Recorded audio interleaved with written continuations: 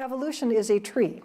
Evolution deals with the idea of common ancestry. That's why we talk about the tree of life. We talk a lot about a tree metaphor when we talk about evolution, a branching and splitting of lineages and organisms through time. Special creation is an orchard, okay? In special creation, you have a series of special creations and then branching within that kind, just like house cats and pumas can be part of the cat kind. But there is no common ancestor to these forms, so these are not parallel ideas. Now, the science of creation science is not supported by the evidence. One of the favorite places of young Earth creationists is Grand Canyon.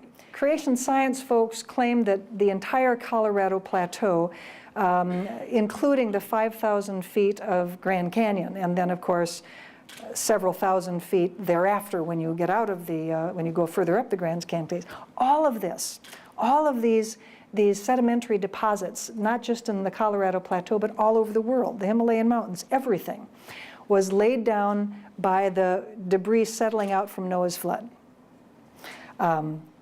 If you want to believe that, fine, but it's really, really difficult for you to find science to support that because the evidence of geology is clearly incompatible that all sedimentary deposits around the planet were the result of instant sedimentation over a period of a year when Noah's floodwaters receded.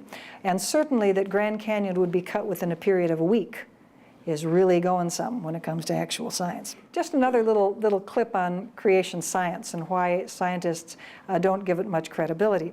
On the right-hand side are a series of human fossils, and the columns of this chart are different creation science proponent books in which they discuss these fossils. Now remember that the special creation point of view is that humans are created separately from apes. They did not share a common ancestor, and so any fossil has to be just ape or just human. There cannot be any transitional fossils. But of course, the human fossil lineage, as well as many other species, is chock full of intermediate fossils. And what's kind of amusing about, I hope you will find it amusing, about the demonstration I'll show you is that even the creationists can't agree on what is all ape or what is all human.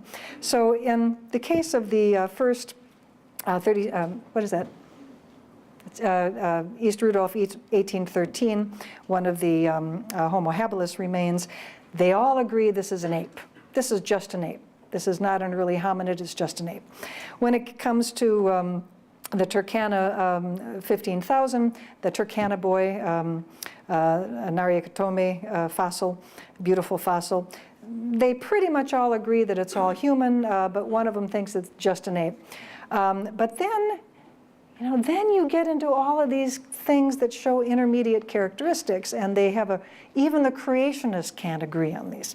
So for the Java Homo erectus form, most of them think it's just an ape, some of them think it's human. When you get to the Peking Homo erectus form, well, it's a little bit harder. They're about equally split. They, half of them think it's just ape, half of them think it's just human. None of them can recognize that it's intermediate, right? Because their ideology means special creation has to be either created as an ape or created as a human.